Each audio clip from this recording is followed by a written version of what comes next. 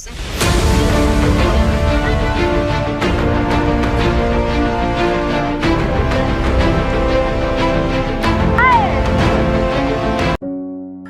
Dr.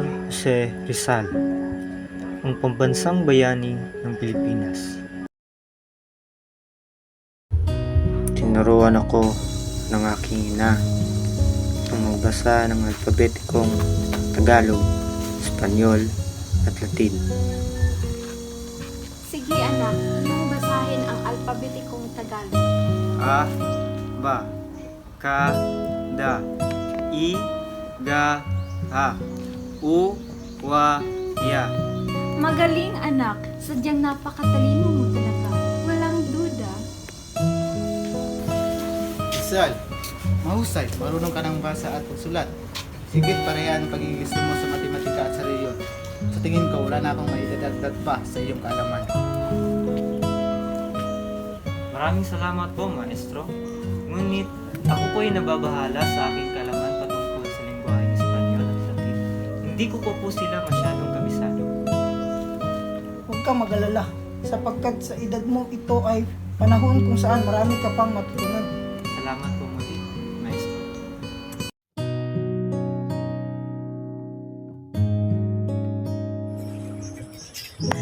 Kinakailangan na ng ating anak na pumasok at mag-aral sa paaralan. Mahal ko, hindi ko pwedeng dito lang siya palagi sa ating tahanan turuan. Hindi ba't alam mo masakit ng ating anak? Oo, alam ko, ngunit masasanay din siya at lalakas din ang kanyang katawan. Ipinatawag niyo daw po ako tatang? Oo, Pasyano. Ihatid mo muna sa binan ng iyong kapatid na si Pipi at doon mo na siya mamalagi at mag-aral. Sige po, tatang.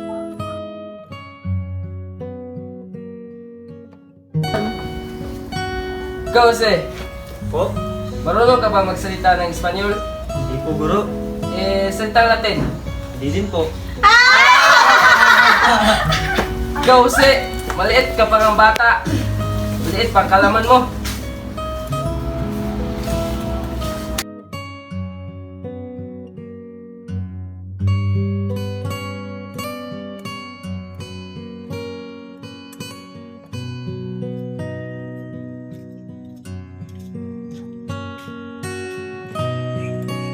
Uy, Jose, kumusta? Uy, Sigun. Gusto ko sanang magpaalam sa'yo. Ako ay uuwi na sa aming tahanan sa Calamba. At baka hindi tayo magkita ngayong bakasyon. Ako rin ay uuwi na sa bayan namin sa Lipa. Sige, paalam.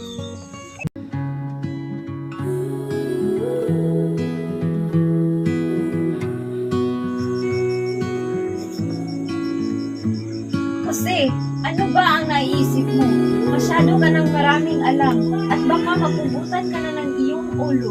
Cisco, pigilan mo ang iyong anak sa pinaplano niya. Hayaan mo siya, Tio. Kung yan ang nais niya, bibigyan natin siya ng pagkakataong makapag-desisyon sa kanya. Na, suportahan natin si Jose.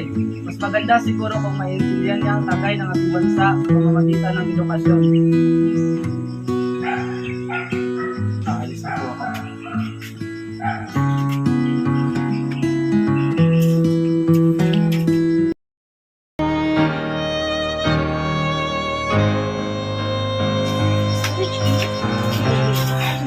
Lord, minsan ay hindi ko tayo pagkala. Sana ay hindi tayo mag-isa. Hindi ko kasi kaya pang mapigilan ang aking nararamdaman. Gusto ko yung aking hinahanap ng Lord sa kasama ka. Hindi kita iiwan. Pero Jose, paano kung malalaman nila ang ating relasyon sa isa't isa? Ano na lang ang ating gagawin? Tahan kita. Naging makulay at masaya ang bawat araw na lumipas. Kasama ko ang aking mahal na si Janine. Bakas sa aming malabi ang saya sa tuwing kami magkasama. Hindi may tatago ang kilig na aming nadarama sa isa't isa.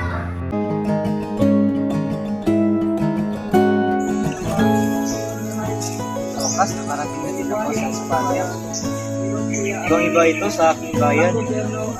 Hindi nararamdaman ko dito ang pagiging malaya.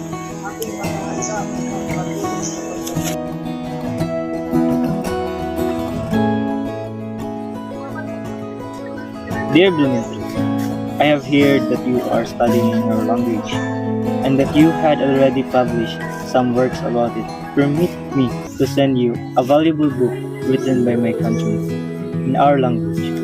The Spanish version is mediocre because the author is only a modest writer, but the Tagalog part is good. And it is precisely the language spoken in our province. Truly yours, Rizal. Pagkaraan ng ilang taon ay natapos ang pagsulat ng kanyang unang nobela na Noli Me Tangere. Nakakita na tayo ng limbag ng Noli Me Tangere. Ang laki ng tipid natin kay Berliner Gesellschaft na humingi lamang ng 300 pesos sa 2,000 kopya. Masyado kang natitipid, Rizal. Mas mabuti ng magtipid. Buenos dias, Rizal. Alam mo na siguro ang balita tungkol sa iyo. Delikado ang iyong buhay kung kaya't nais kong lisanin mo ang Pilipinas sa lalong madaling panahon. Ayoko makitang mamatay ka sa kamay ng mga prayer. Wala akong nakikitang masama sa aking linamba. Ako man, wala akong nakikitang masama sa sinulat mo. Ako sa iyo, nais kong lumisan sa lalong madaling panahon. Kideti Ikyo Los Bendiga. Gracias. Konnichiwa. This is Rizal, a physician from Manila who was invited to your affiliation. It's nice. I speak English and French. I see. I thought I need to study more about Japan. I am so lucky that you can speak two languages. Let us be friends and please take care of me. As you wish. Jose, it's somewhere. I need to ski. Thank you. Pamahal naman po ang renta niyo dito. Hindi po ba pwedeng babaan ito? Naku, hindi na po talaga pwede. Ito na talaga ang renta dito sa Paris. Noong 1890, nailimbag na ni Rizal ang edisyon na may anotasyon sa akdang Successos ni Morga. Ito na ang iyong nilimbag, Rizal. Ubus ang aking dala dahil sa wakas ay nailimbag na rin.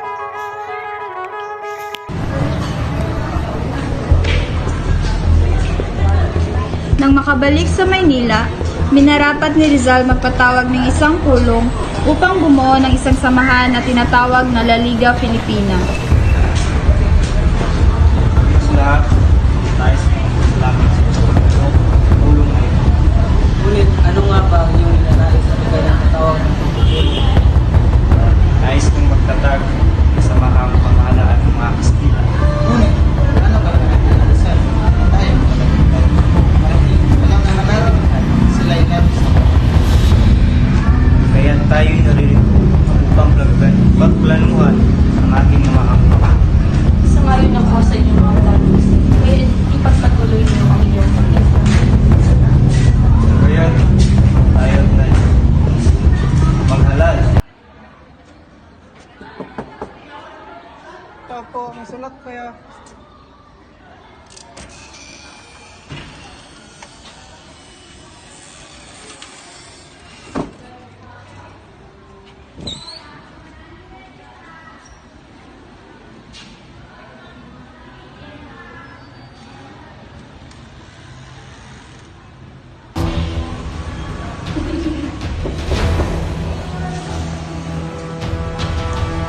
Good morning, Studio. I have received this letter that you want me to talk in private. Yes, Senor. I sent you that letter because I want to know if you want to go back and forth. Why do you ask? Rizal, we have found this in the few cases of your sister Lisa. This is Publius Pialis, which is Satyar Agin Dominican PR. I do not know where you came from. When we arrived in Manila, the spectator truly checked our luggage that is not ours. Don't deny it. Silence. You will be escorted by my nephew Ramon to Fort Santiago. Take care.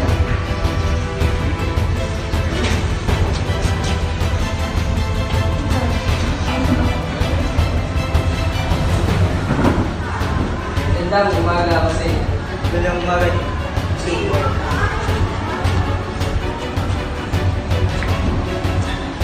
Guys, kung ipatingin sa iyo ang aking kasama, siya ay may problema sa kanyang mga mata. Kung hindi lang yan ang iyong papay, pagdalaw dito, pagdalaw. Tunay ang napakagaling ng Andre. Nais ni Andres na ipaalam sa iyo. Handa ang katutunan sa pagsugod sa kamalaan. Sapagkat masyado pang maaga para sa kanyang bagay. Ngunit, hindi pa handa ang ating bansa, ang ating bayan, sa ganyang kalaking responsibilidad. Tingnan mo, kulang na kulang tayo sa sandata at mas umandong. Pero hindi ako pagod sa inyong nais. Ngunit nakaplano na ito at ito ang paraan upang makalaya ka sa bilangguang ito. Ayaw kong sirain ang aking salita. Hindi ako tatakas, Dr. Valenzuela. Pinalaya ko ng nilalagyan mo para pumunta sa mundo at pag-aralan ang digmaan. Upang hindi ka namin mapipilit sa aming adhikain o si Rizal, maumanhin. Nais ko sanang hilingin na tumigil ka na dito sa Singapore, Jose. Dahil ako di mapalagay sa aking liyang na natanggap. Ang liyam na binigay ni Gobernador Blanco, ngunit umaasa ako na maganda ang patutunguhan. Ngunit Jose, tila ba'y matatag na yung paniniwala sa gobernador? Dapat alam mo na di siya dapat pagkatiwalaan. Manalig na lang tayo na magiging maayos. Ayon sa aking pagsisiyasat, may dalawang katibayan na laban sa iyo. Una, ang mga bayan at mga nakasalamuha mo sa buhay. Pangalawa, ay ang mga katibayan na komento tulad ng mga artikulo, tula, ihat at mga katibayan na iyong sinulat. Wala namang masama sa mga artikulo na tulang ginawa ko. Hindi ko pagkakalo. Sisiguraduhin ko na malinis ko ang aking pangalan. Ito lang ang anak ko ng iyong kahit pinagmamutulutan kita ang pumili ng iyong mga nanggulo. Sa bagay. Sige. Kailangan natin tulungan si Rizal sa kanyang kinaroonan ngayon. Kaya kailangan natin gumawa ng paraan. Sa papaanong para naman? Hahain tayo kay Estradong Habeas Corpus upang malingin lahat sa lupit. Meron ba akong matutulong? Kung iyong nais, ikaw na lang mag-abot. Masusunod. No, mukhang hindi tayo pinaglugan na mga kasila sa ating mga ilang gunin. Ano po ba ang mga asahan natin sa mga kasilayat? Ang mabuti ay natulungan natin si Jesus. Gobernador General, ilang parte ng ating lupain ay unti-unti nang nalulutig ng mga Indio. At sinong mga hangal ang namuno sa kusang ito? Ayon sa liham na aking natanggap, sina Mariano Llanera ay nagtagumpay sa paglusog sa bitang lungsod at habang si Emilio Aguinaldo ay nalulupig na ang Cavite. Nandito tayo ngayon upang itisin si Jose Rizal sa kanyang kasong pag-aalsa, solusyon at pagpatag ng mga legal na mga samahan. Si Rizal ay ginawa lamang niya ang kanyang tungkol para sa ating bayan. At wala akong nakitang masama lamang. Isa pa'y hirap unawain ang sakin ito dahil sa mga daming na sasakyan. Ngunit paano mo ipapaliwanag ang mga inibitang sa kanya ng mga hukom? Ang mga hukom hindi dapat mapaghiganti. Mga pa'y dapat silang maging makatarungan. Manibig ang lahat kung sinasang-ayunan ang naturang hatol sa taong nasaktan. Kung gayoy, tapos na ang usapin. Ikaw, Rizal, ay natulang barilin sa Kapumbayan sa umaga ng ika-10 ng Disyembre. Nanang. Oh, Maria, anong nangyari sa'yo at nakasigaw ka? Si Jose, ano nangyari sa aking kawawang anak? Sabihin mo! Bali-balita ay siya ginapin sa kanyang sinasaklang barko. Ang barko, salad, panay. Diyos ko! Ang anak ko!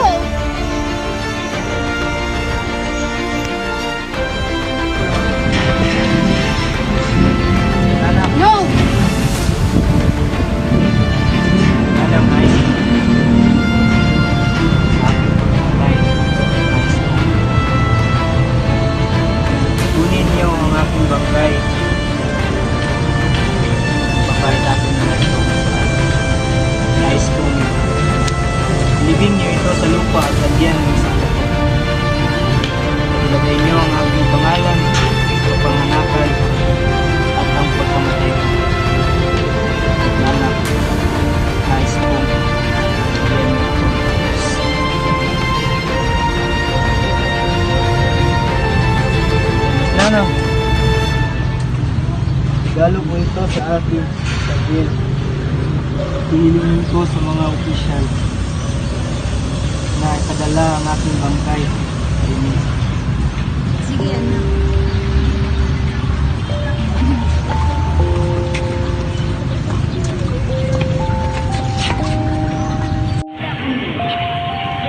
Handa na ako.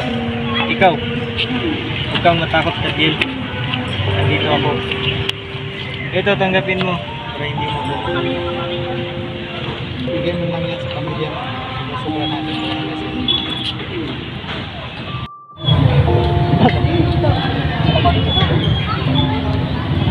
Kala nila tatakas ako. Hindi ako tatakas sa aking bansa. Mamamatay ako sa aking bansang sinilangan.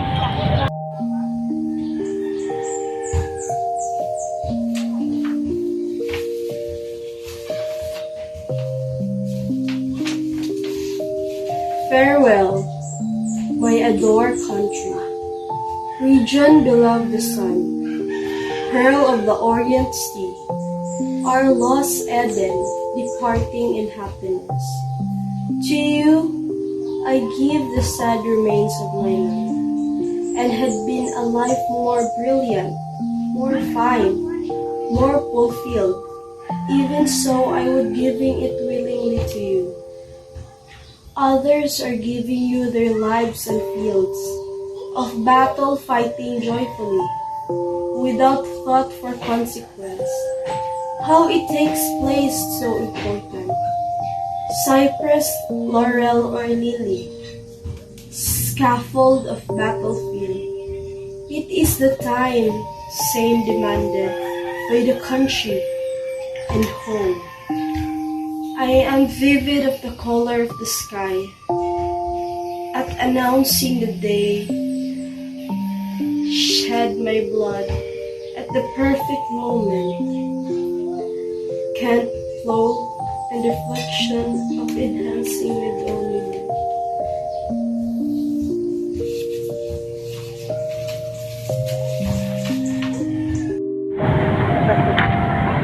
Con ultimo favor, let me face the firing squad. Impossible!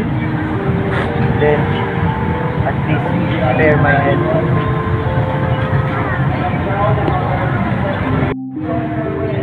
In the name of the King of Spain, anyone who raises his voice in favor of the criminal will also be executed. Ready, load, aim, Consumatum. fire!